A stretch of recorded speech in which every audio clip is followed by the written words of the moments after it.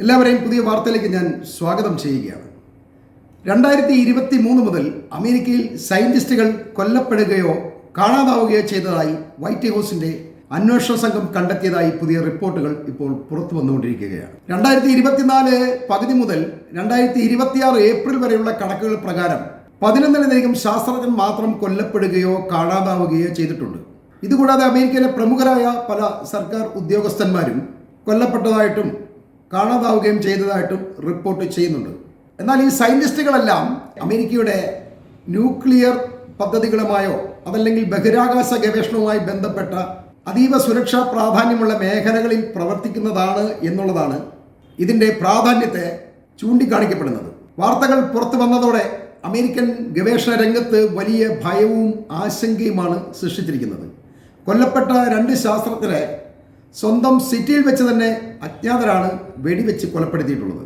മറ്റു ചിലർ സ്വന്തം വീടുകൾക്കുള്ളിൽ തന്നെ മരിച്ചു കിടക്കുകയോ ചില ശാസ്ത്രജ്ഞർ പൊതുനിരത്തിൽ നിന്നോ മറ്റു തിരക്കുള്ള സ്ഥലങ്ങളിൽ നിന്നോ അപ്രത്യക്ഷമാവുകയോ ചെയ്തതായി കണ്ടെത്തിയിട്ടുണ്ട്. എന്നാൽ അമേരിക്കൻ ഗവേഷണ രംഗത്ത് പരിഭ്രാന്തി പരക്കാതിരിക്കാൻ കാണാതായവർ സ്വന്തം സംരക്ഷണത്തിനായി സ്വയം അപ്രത്യക്ഷരായതാകാം എന്നാണ് അന്വേഷണ സംഘം അറിയിച്ചിരിക്കുന്നത്.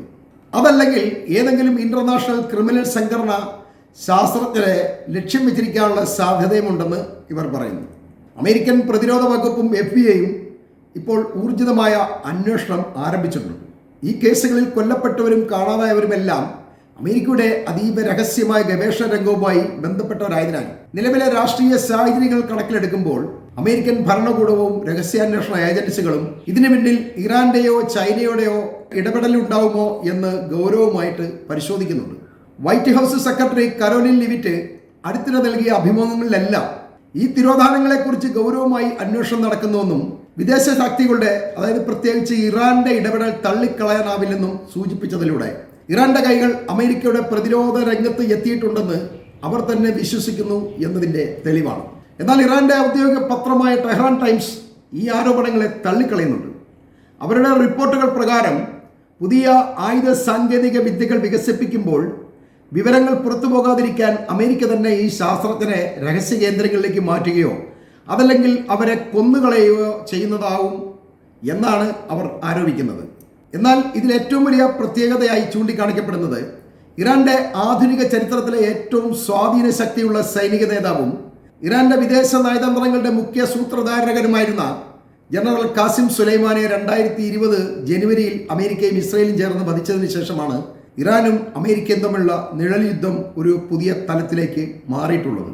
ഖാസിം സുലൈമാനി കൊല്ലപ്പെട്ടതിന് പിന്നാലെ ഇറാൻ അമേരിക്കയ്ക്കെതിരെ കടുത്ത പ്രതികാരം പ്രഖ്യാപിച്ചിരുന്നു. ഇതിന് തൊട്ടു പിന്നാലെയാണ് ഇറാന്റെ പ്രമുഖ ആണവ ശാസ്ത്രജ്ഞനായ മൊഹസിൻ ഫക്രിസാദയും കൊല്ലപ്പെട്ടത്. ഇതിന് തിരിച്ചടിയായിട്ട് അമേരിക്കൻ ഇന്റലിജൻസ് ഉദ്യോഗസ്ഥരെയും പ്രതിരോധ മേഖലയിലുള്ളവരെയും ലക്ഷ്യവെക്കുമെന്ന് ഇറാൻ പരസ്യമായി മുന്നറിയിപ്പ് നൽകുകയും ചെയ്തിരുന്നു.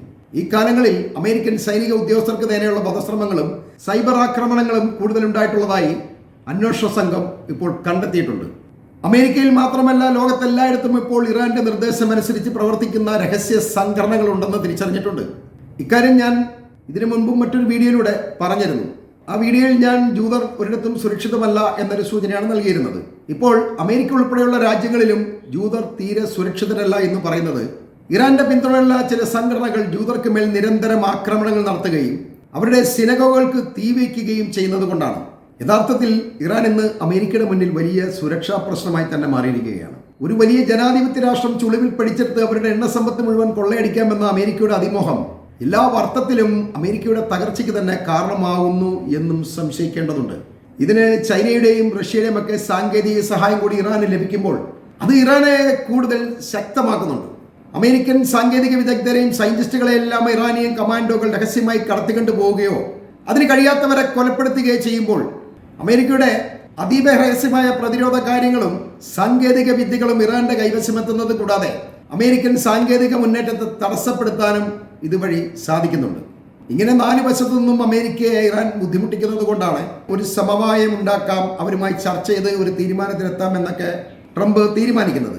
അതിനായി അവർ ഇസ്ലാമാബാദിൽ ഇപ്പോൾ വീണ്ടും രണ്ടാമതൊരു വട്ട ചർച്ചയ്ക്ക് കൂടി തയ്യാറാവുന്നുണ്ട്. ഇറാൻ അതിനെ സമ്മതിച്ചിട്ടുണ്ട്. ഇറാനോട് പരമാവധി വിട്ടുവീഴ്ചകൾ ചെയ്യാമെന്ന് പറഞ്ഞാണ് അമേരിക്ക ഇസ്ലാമാബാദിലേക്ക് ഇറാന്റെ പ്രതിനിധികളെ ക്ഷണിച്ചിരിക്കുന്നത്. അതിൽ ഇറാന്റെ ആണവ യുറേനിയം സമ്പുഷ്ടീകരണം നിലനിർത്തുക എന്നതും ഇറാന് തുടർന്നും ബാലിസ്റ്റിക് മിസൈൽ ഉണ്ടാക്കാനുള്ള അനുമതി കൊടുക്കുക എന്നൊക്കെ ഒരുപാട് കാര്യങ്ങളുണ്ട്. പിന്നെ അമേരിക്കൻ സൈന്യം മുഴുവനായും തന്നെ മിഡിൽ ഈസ്റ്റ് വിട്ടുപോകണമെന്നും അവരൊരിക്കലും ഇറാന് ഭീഷണിയാകരുത് എന്നൊക്കെയാണ് ഇറാന്റെ ആവശ്യങ്ങൾ. ഇവയൊന്നും തന്നെ അംഗീകരിക്കാതെ ഇറാനുമായി ഒരിക്കലും അമേരിക്കയ്ക്ക് ഒരു കരാർ ഉണ്ടാക്കാൻ കഴിയില്ല. ഹോർമൂസ് കടൽ അടയ്ക്കുക മാത്രമല്ല, അതിനൊപ്പം തന്നെ യമന് സമീപമുള്ള ബാബുൽ മന്ദാബും അതുപോലെ ഒമാൻ കടലും എല്ലാം അടയ്ക്കുമെന്ന് ഇറാൻ ഇപ്പോൾ നിരന്തരം ഭീഷണിപ്പെടുത്തിക്കൊണ്ടിരിക്കുകയാണ്. അവർ പറയുന്നതെല്ലാം ചെയ്യുന്നുമുണ്ട്. അമേരിക്കയ്ക്ക് മുന്നോട്ട് പോകാൻ യാതൊരുവിധ വഴിയില്ലാതെ എല്ലാ വഴികളും തടസ്സപ്പെടുത്തുകയാണ് ഇറാൻ ചെയ്യുന്നത്. അതിനൊപ്പം തന്നെ അമേരിക്കയുടെ ഒരു യുദ്ധക്കപ്പൽ ഇറാൻ ആക്രമിച്ച് മുക്കിയതായിട്ട് ചില വീഡിയോകൾ വന്നിട്ടുണ്ട്. അതിൻ്റെ സത്യാവസ്ഥ ഒരു അമേരിക്കൻ പക്ഷ മീഡിയകളും പുറത്തു വിട്ടിട്ടില്ല.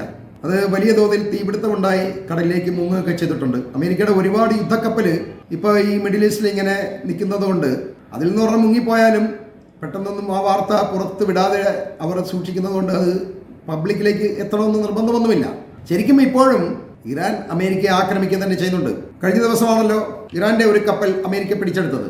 ഇത് ചൈനയിൽ നിന്നും ആയുധങ്ങളും മിസൈലുകളൊക്കെ ഉണ്ടാക്കാനുള്ള റോ മെറ്റീരിയൽസ് ഒക്കെയാണ് അതിലുണ്ടായിരുന്നത്. ഇതുകൊണ്ടാണ് ഈ കപ്പൽ അമേരിക്ക പിടിച്ചെടുത്തത്. ഇത് ഞാൻ ഇന്നലത്തെ വീഡിയോയിൽ പറഞ്ഞിരുന്നു. അതിന്റെ വിശദാംശങ്ങളൊക്കെ വന്നിട്ടുണ്ട്. ആ കപ്പൽ അമേരിക്ക പിടിച്ച് അവരുടെ കസ്റ്റഡിയിലാക്കിയിട്ടുണ്ട്. ഇനി വിട്ടുകൊടുക്കുക എന്നുള്ള കാര്യത്തിൽ ഉറപ്പൊന്നുമില്ല. അമേരിക്ക അത് പിടിച്ച് അവരുടെ സ്വന്തമാക്കുമെന്നൊക്കെയാണ് പറഞ്ഞിരിക്കുന്നത്. പക്ഷേ അതൊന്നും നടപടിയുള്ള കാര്യമൊന്നുമല്ല. വേറെ രാജ്യത്തിൻ്റെ കപ്പൽ പിടിച്ച് സ്വന്തമാക്കുക എന്ന് പറഞ്ഞാൽ അതൊന്നും ഒരു കരാറിന് ഒരിക്കലും അനുകൂലമായ ഒരു ഘടകമൊന്നുമല്ല. അതുകൊണ്ട് അമേരിക്കയുടെ ആ മോഹം വെറുതെ ആയിരിക്കും. ചുമ്മാ തള്ളിപ്പിടും. എന്താ ഞങ്ങൾ പിടിച്ചിട്ടുണ്ട്, ഇവന്മാർക്ക് തിരിച്ചു കൊടുക്കുകയില്ല, ഞങ്ങൾ എടുക്കും എന്നൊക്കെ ചിലപ്പോൾ പറയും. പക്ഷേ അങ്ങനെ പറയുമ്പം അടുത്ത അമേരിക്കയുടെ ഒരു കപ്പൽ മുങ്ങുകയായിരിക്കും അതിൻ്റെ ബാക്കി ഇറാൻ്റെ പ്രതികാരം. ഇങ്ങനെ മിഡിൽ ഈസ്റ്റ് സത്യം പറഞ്ഞാൽ ഇപ്പോൾ വളരെയധികം കലുഷമായി തന്നെ കിടക്കുകയാണ്. ഇറാനെ ഒരു വിധത്തിലും ഒരു അമേരിക്കൻ പരിധിയിലേക്ക് കൊണ്ടുവരാൻ കഴിയാത്തത്ര വല്ലാത്ത ഒരു പ്രശ്നത്തിലാണ് മിഡിൽ ഈസ്റ്റ് ഇപ്പോൾ ഉള്ളത്. അതോടൊപ്പം തന്നെ അമേരിക്കയിലും കയറി ഇറാൻ കളിക്കാൻ തുടങ്ങി എന്നുള്ളതാണ് ഈ ശാസ്ത്രത്തിലേക്ക് കൊല്ലാൻ തുടങ്ങിയിട്ടുണ്ട് എന്നതിലൂടെ നമുക്ക് മനസ്സിലാക്കാൻ കഴിയുന്നത്. അമേരിക്കൻ സാങ്കേതിക രംഗത്തെ വിദഗ്ധരെ ഇറാൻ നോട്ടമിട്ട് അവരെല്ലാം കൊലപ്പെടുത്താൻ തുടങ്ങിക്കഴിഞ്ഞാൽ അത് അമേരിക്കയ്ക്ക് വലിയ ക്ഷീണമാകും സംഭവിക്കുക. ഇതെല്ലാം വളരെ അതീവ രഹസ്യമായി നടക്കുന്നത് കൊണ്ട് അമേരിക്കയ്ക്ക് കൃത്യമായിട്ട് ഇറാനാണ് ഇത് ചെയ്തതെന്നൊന്നും ആരോപിക്കാൻ അല്ലെങ്കിൽ അക്കാരണം പറഞ്ഞ് ഇനി വീണ്ടും ഒരു യുദ്ധത്തിന് ചെല്ലാൻ പറ്റുമൊന്നുമില്ല. ശരിക്കും ഒരു പുലിമടയിലാണ് അമേരിക്ക പോയി കൈയിട്ടിരിക്കുന്നത് എന്നുള്ളതാണ് വാസ്തവം. ഇനി അതിൽ നിന്നും അവർക്ക് രക്ഷപ്പെടണം എന്നുണ്ടെങ്കിൽ അമേരിക്കയ്ക്ക് ഒരുപാട് നഷ്ടങ്ങൾ സഹിക്കേണ്ടി വരും. അതായത് മിഡിൽ ഈസ്റ്റ് തന്നെ ഒരുപക്ഷെ അമേരിക്ക ഉപേക്ഷിക്കേണ്ടി വരും. അതവരുടെ വരുമാനത്തിൽ വലിയ ഇടിവാക്കും ഉണ്ടാക്കുക. എന്തായാലും മറ്റൊരു വീഡിയോയുമായി നമുക്ക് വീണ്ടും കാണാവുന്നതാണ്.